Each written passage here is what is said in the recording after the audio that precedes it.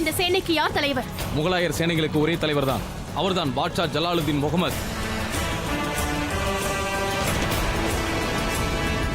நமது குதிரைப்படையினர் கொடுத்த தகவலின்படி முகலாய படையினர் நமது எல்லையை நெருங்கிவிட்டார்களாம். அந்த ஜலாலின் பார்வை நம் ஆமீரின் மீது விழுந்திருக்கிறது. முகலாயர்கள் நம் கோயில்களையும் அதில் உள்ள சிலைகளையும் நாசம் செய்ய துவங்கி இருக்கிறார்கள். அப்படியானால் சுஜாமலிடம் பொறுப்பை ஒப்படைக்கலாம் அல்லவா? அவனுக்கு தேவை ஆமீரின் அரியணை மட்டுமே, ராஜபுத்திரர்களின் ஒற்றுமை அல்ல.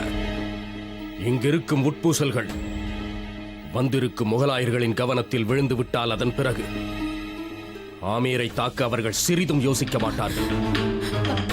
அப்படி என்றால் அவர்களை தடுக்க வேறு மார்க்கமே இல்லையா? அவர்களை யாரும் தடுக்க முடியாது. அந்த ஜலாலின் கரங்களில் இருக்கும் வாள் மின்னலை போல பாயுமாம். அவனை தொடரும் அவன் சேனையும் மிகவும் கொடூரமானதாக இருக்கிறதாம். அவனுக்கு எதை பற்றிய பயமும் இல்லை. அது மரணமாக இருந்தாலும், நரகமாக இருந்தாலும், மகா பிரளயமாக இருந்தாலும் சரி. அவர் எந்த ஒரு உயிரையும் மதிப்பதே இல்லையாம். அவர் மரணத்தின் மறு உருவமாம். சாக்ஷாத் அந்த சைத்தானை அவனை உருவாக்கி இருக்கிறான். அவன் ஒரு இதயமற்றவன். இப்போதே பல ராஜ்யங்கள் அவனை கண்டு பயந்து அவனிடம் சரணடைந்து விட்டன.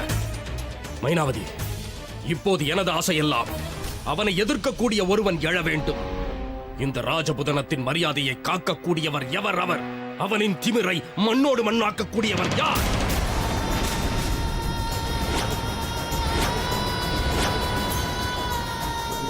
நான் இந்த மண்ணில் பிறந்தவள். இந்த மண்ணின் மீது ஆணையாக காளியின் நகையை திருடியவன் அவன் யாராக இருந்தாலும் சரி, நான் அவன் தலையை கொய்து வருவேன்.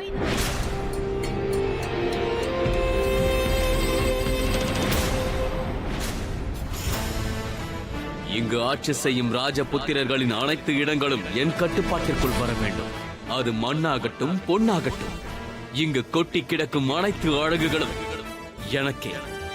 எனக்கே சொந்தமாக வேண்டும்.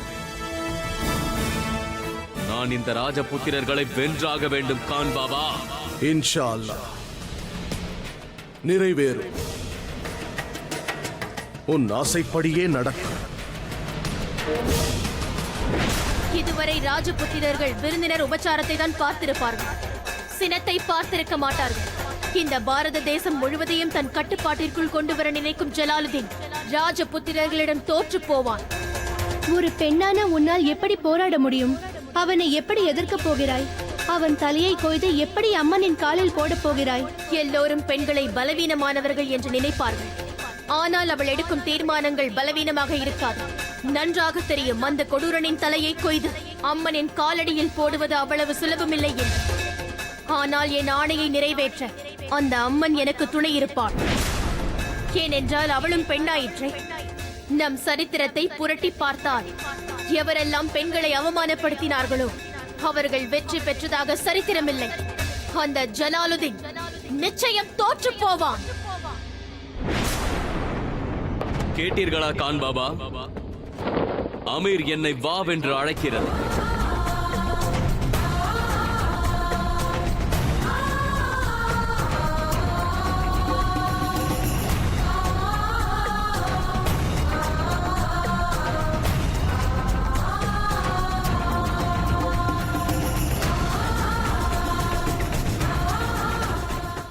இக்கதையின் ஆரம்பம் இங்குதான் உள்ளதென்பது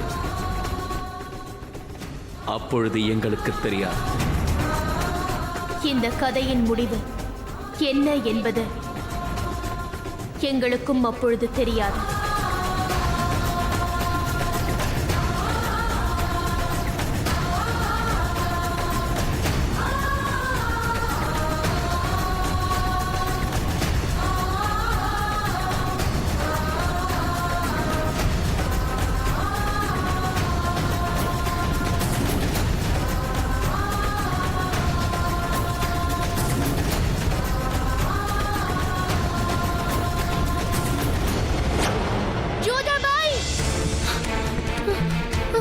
என்ன ஆயிற்று? மோதிபாய்க்கு என்ன ஆயிற்று? மோதிபாய் தீ வைத்துக் கொண்டார்கள். என்ன? மோதிபாய்!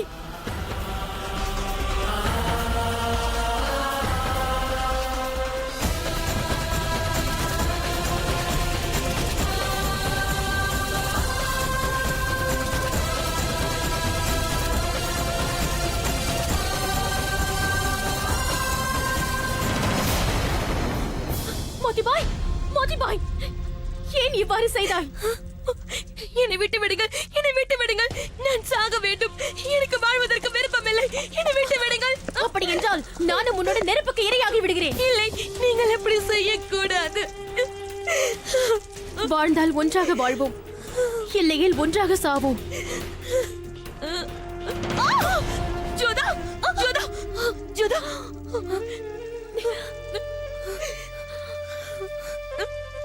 ஏன், எதற்காக இப்படி செய்தாய்? இப்படி தீ வைத்துக் கொள்வதற்கு அவசியம் என்ன?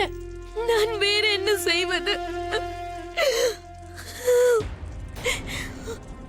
அந்த பாவி என் வாழ்க்கையை கெடுத்து விட்டான். என்னை யாரும் திருமணம் செய்து கொள்ள மாட்டார்கள்.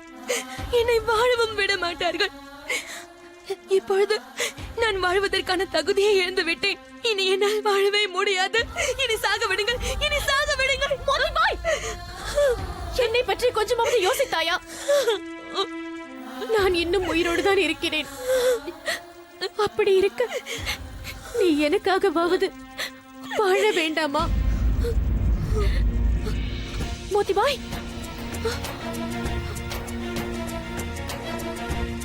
மோதிபாய், தூக்குங்கள்.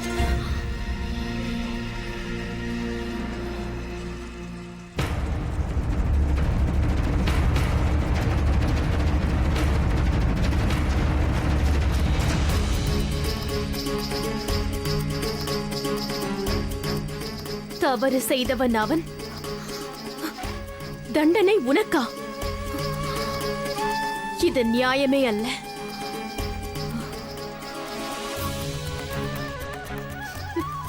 போதும் மோதிபாய், போதும்.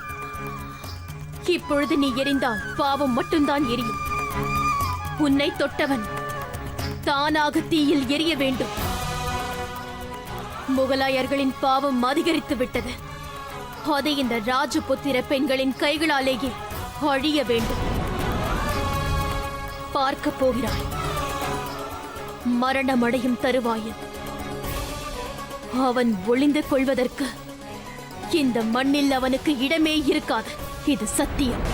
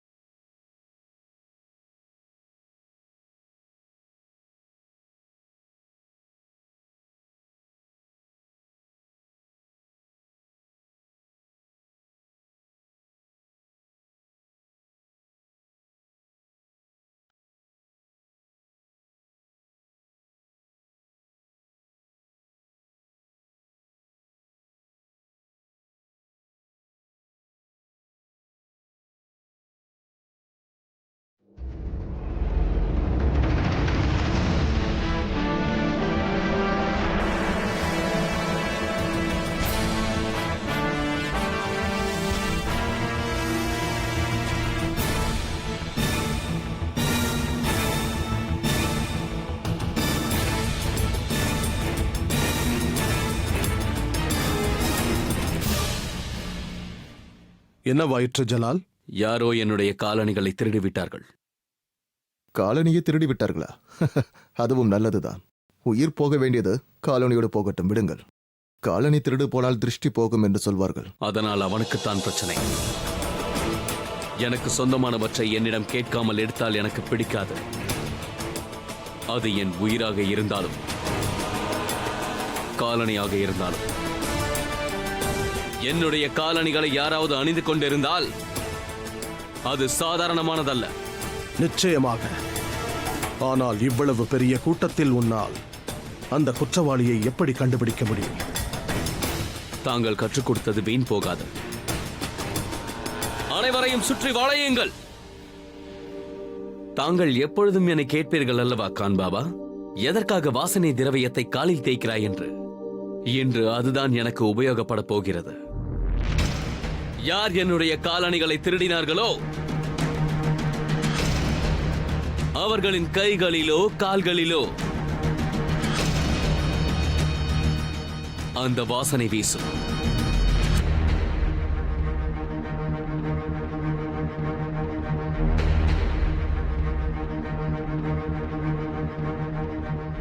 ஜலால், நான் உங்கள் காலனியை திருடவில்லை ஜலால்.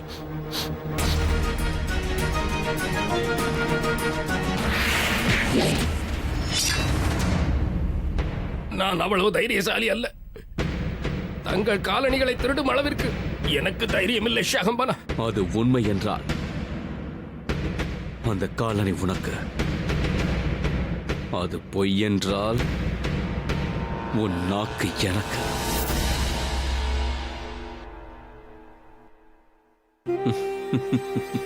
ஜனாப், தவறு நடந்து விட்டது. என்னை விட என் காலணிகளை தான் மக்கள் விரும்புகிறார்கள் கான் பாபா. உனக்கு அது பிடிக்கிறதா? வைத்துக்கொள். ஆனால் அதற்கு பதில் உன் கால்களை நான் எடுத்துக் கொள்கிறேன். தயவு கூர்ந்து என்னை மன்னித்து விடு. இனி இவ்வாறு நடக்காது. ஷஹன்ஷா, என்னை மன்னித்து விடுங்கள் ஷஹன்ஷா. என் மீது கருணை காட்டுங்கள் ஷஹன்ஷா. பார்த்தீர்களா? ஜாக்கிரதை. யாராவது ஜலாலிடமிருந்து ஒரு சிறு துரும்பை எடுக்க நினைத்தாலும் அவர்கள் பேரழிவுக்கு ஆளாகி விடுவார்கள்.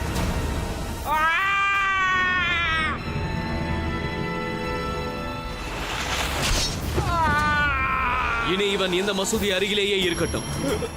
இங்கு வருபவர்களின் காலணிகளை இவனே பார்த்துக் கொள்வான். இதையும் வைத்துக்கொள்.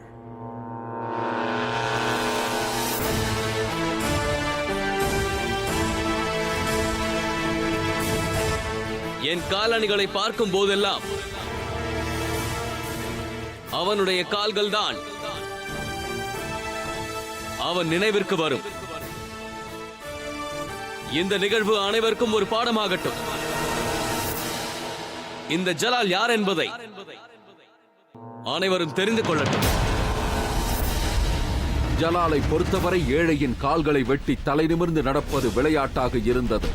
ஜோதாவிற்கோ மோத்திபாயின் கண்ணீர் முத்துக்களை விட விலையுயர்ந்ததாக இருந்தது. சகுனிபாயிடம் தனது எதிர்காலத்தை தெரிந்து கொள்ள ஜோதா ஆமீர் திரும்பிக் கொண்டிருந்தாள். சகுனிபாய் வருகிறார்கள், சகுனிபாய் வருகிறார்கள். என்ன சொல்ல போகிறார்களோ தெரியவில்லை. அவர்கள் வாயிலிருந்து வரும் வார்த்தை சரியாகத்தான் இருக்கும். பார், பேய் எப்படி இருக்கும் என்று கேட்டாயே, பார்த்துக்கொள். பேய் இப்படித்தான் இருக்கும். ஆனால் பேய்க்கு கால் திரும்பி இருக்கும் என்பார்களே, இவர்களுக்கு நேராக இருக்கிறது. போதும், நிறுத்து.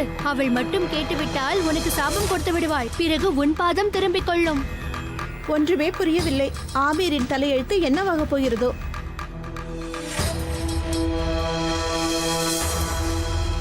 ஒரே பார்வையில் அனைத்தையும் கண்டுபிடிப்பேன். ஒரே பார்வையில் அனைத்தையும் சொல்லிவிடுவேன். நடக்க போகும் அனைத்தையும் இந்த சகுனிபாய் இந்த சோழிகளை போட்டு சொல்லிவிடுவாள். ஏய் பெண்ணே, என்னை பற்றிய செய்தியை விடு. உன்னை பற்றிய கதையை சொல்லட்டுமா? உன் கணவன் உன்னை விட்டு விலகி போகிறான் அல்லவா? இனி அவன் எப்பொழுதும் வரமாட்டான். அந்த சந்திரன் மேகக்கூட்டத்தில் மறைகிறான். அம்மாவாசை. இனி உன் வாழ்க்கையில் இருட்டு மட்டும்தான். அவன் போய்விட்டான் வேறொரு பெண்ணுடன்.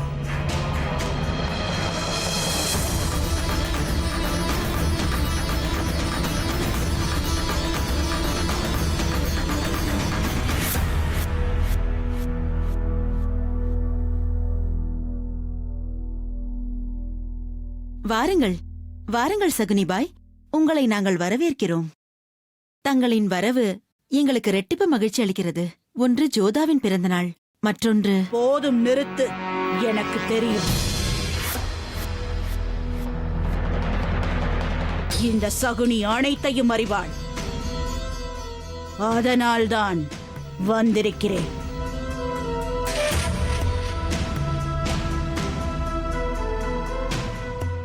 தங்களின் வருகை எங்களுக்கு கௌரவம் அளிக்கிறது. நாங்களும் தங்களை கௌரவப்படுத்த விரும்புகிறோம்.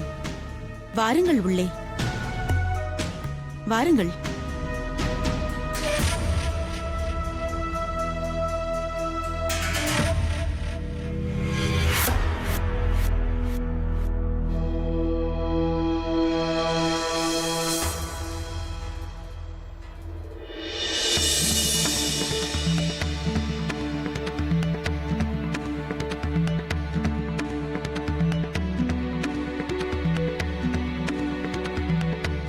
ஜோதாவின் வருங்காலத்தை கூறுவதற்கு முன்பு இதை ஏற்றுக்கொள்ள வேண்டும். விதி இருந்தால் செல்வம் தானாக கிடைக்கும் மைனாவதி. ஆனால் செல்வத்தை வைத்து விதியை மாற்ற முடியாது. இவை எல்லாம் உங்களுக்குத்தான், ஏற்றுக்கொள்ளுங்கள். உனது ஜோதா மகாராணியாக போகிறாள். அப்படியா? செல்வத்திற்கு என்றும் அவளுக்கு குறைவிருக்காது. தாங்கள் கூறிய செய்தி மிகவும் மகிழ்ச்சி அளிக்கிறது. சரித்திரத்தை மாற்றி எழுதப் போகிறாள் அவள். எல்லாம் அம்பாளின் கருணை. முதலில் ஒரு விஷயத்தை கூறுங்கள். எந்த வம்சத்திற்கு ஜோதா மகாராணியாக போகிறாள்? அனைத்து ராஜபுத்திரர்களின் தலையெழுத்தும் ஆமீரிடம் உள்ளது. ஆமீரின் தலையெழுத்து ராஜகுமாரியிடம் இருக்கிறது. ஆமீரின் தலையெழுத்து மட்டும் ஜோதாவிடம் இல்லை மைனாவதி. புரியவில்லை. புரியும்படியாகவே சொல்கிறேன். இந்த பாரதமே அவளது கையில்தான் இருக்கிறது. ஜோதாவிற்கு எல்லையை தாண்டும் பழக்கம் இருக்கிறதல்லவா? ஜோதா எதிரியின் வீட்டிற்கு செல்லப் போகிறார்.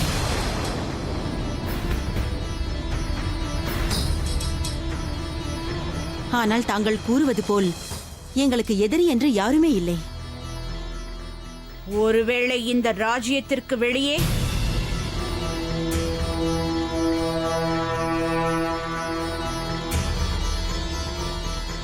உனது ஜோதா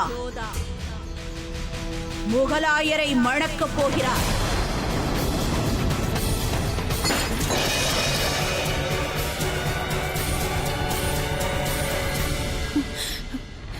இல்லை,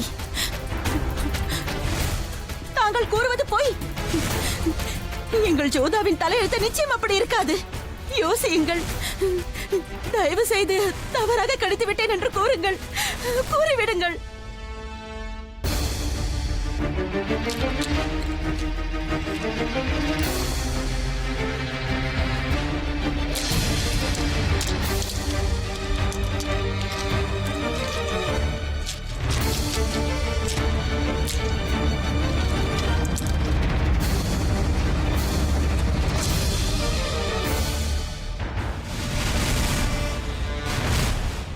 இந்த சகுனிபாயின் கணிப்பு ஒருபோதும் தவறாக போனதில்லை மைனாவதி.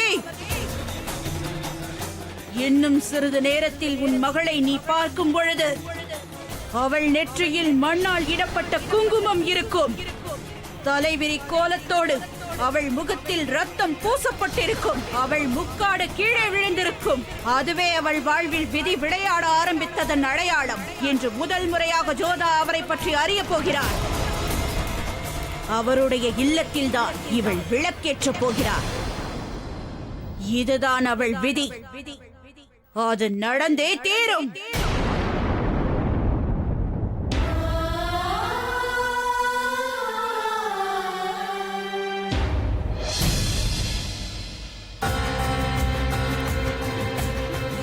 தீபா, சந்து, புஷ்பா, எல்லோரும் எங்கே சென்று விட்டீர்கள்? சீக்கிரம் வாருங்கள். சகுனிபாய் செல்கிறார்கள். அவர்களை வாசல் வரை வழி அனுப்பிவிட்டு வாருங்கள். இன்றைய விழாவிற்கு இவர்கள் இருக்க மாட்டார்கள். மைனாவதி, நான் உங்களிடம் பிறகு பேசுகிறேன் அக்கா. முதலில் இவர்கள் இங்கிருந்து செல்லட்டும். புஷ்பா, உனது கண்களை மூடிக்கொண்டால் நீதான் குருடி மைனாவதி. இந்த உலகம் இருண்டு விடாது. சகுனியை அனுப்பிவிட்டால் மட்டும் விதி மாறிவிடாது. இந்த சகுனியின் வாக்கு என்றும் பொய்யானதில்லை.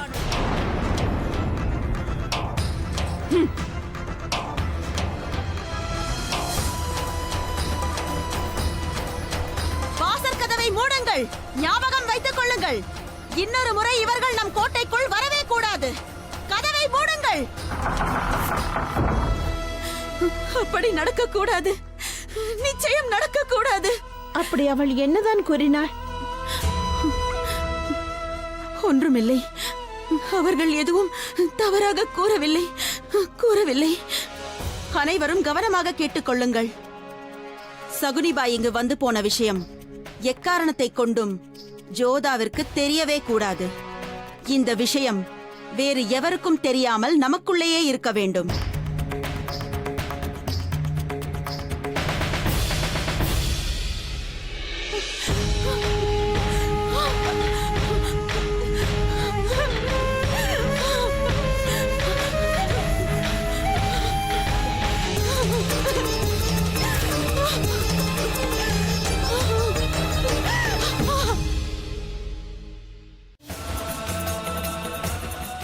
ஜோதாவிற்கு எல்லையை தாண்டும் பழக்கம் இருக்கிறதல்லவா? ஜோதா எதிரியின் இல்லத்திற்கு செல்லப் போகிறாள்.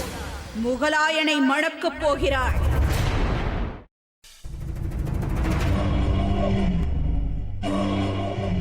தாங்கள் என் இல்லத்திற்கு வந்தது என் அதிர்ஷ்டம். தங்களை உபசரிக்கும் வாய்ப்பு எனக்கு கிடைத்துள்ளது. ஆனால் தாங்கள் இன்னும் எதையும் உண்ணவில்லையே. நான் ஏதேனும் தவறு செய்து விட்டேனா? சேவகன் கேள்வி கேட்கக்கூடாது சைஃபுதீன். கட்டளையை மட்டும் நிறைவேற்று. அப்படியானால் கட்டளையிடுங்கள். தங்களுக்கு நான் என்ன சேவை செய்ய வேண்டும்? என்னுடைய பசி வெற்றியினால் தான் தீரும். ஆனால் கான் பாபா விரும்பினால் சைஃபுதீனின் உபசரிப்பை தாங்கள் ஏற்றுக்கொள்ளலாம்.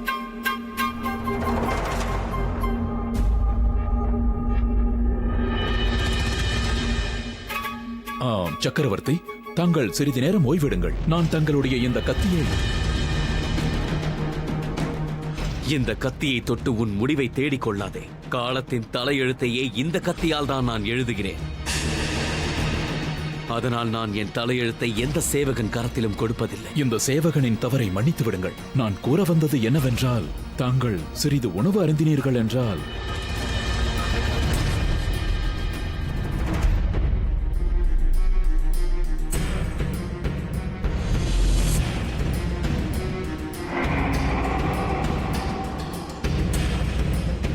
முதலில் இதை நீ சாப்பிடு. அரசே, உன்னைத்தான் சொல்கிறேன், முதலில் நீ சாப்பிடு.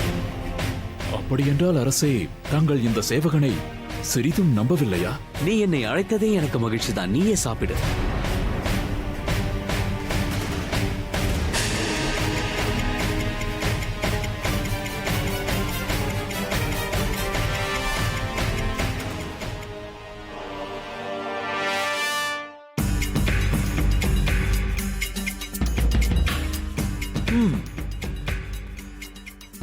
இது மிகவும் ருசியாக உள்ளது. ஆனால் அதை நீ இப்பொழுதே சாப்பிடவில்லை என்றால் உனது தலை உன் உடலை விட்டு பறந்து சென்றுவிடும். அது என்றுமே உங்களுக்குத்தான் சொந்தம் அரசே. தாங்கள் ஓய்வெடுப்பதற்கு அரச மாளிகை தயாராக உள்ளது. தாங்கள் அம்மாளிகைக்கு சென்று ஓய்வெடுங்கள் அரசே. இல்லை, இப்பொழுது நான் அங்கு செல்லவில்லை. இன்னொரு விஷயம், நான் இங்கு வந்திருக்கும் செய்தி யாருக்கும் தெரியக்கூடாது. தாங்கள் ஒரு சக்கரவர்த்தியாக இருந்து கொண்டு... நான் சக்கரவர்த்தி மட்டுமல்ல, வீரனும் கூட. யுத்தத்தில் எந்த வீரனும் தன் எதிரி வெற்றி கொள்வதை விரும்ப மாட்டான். நான் இங்கு அதே சிந்தனையோடு தான் வந்தேன். என்றும் ராஜபுத்திரர்கள் வெற்றி கொள்வதை நான் அனுமதிக்க மாட்டேன்.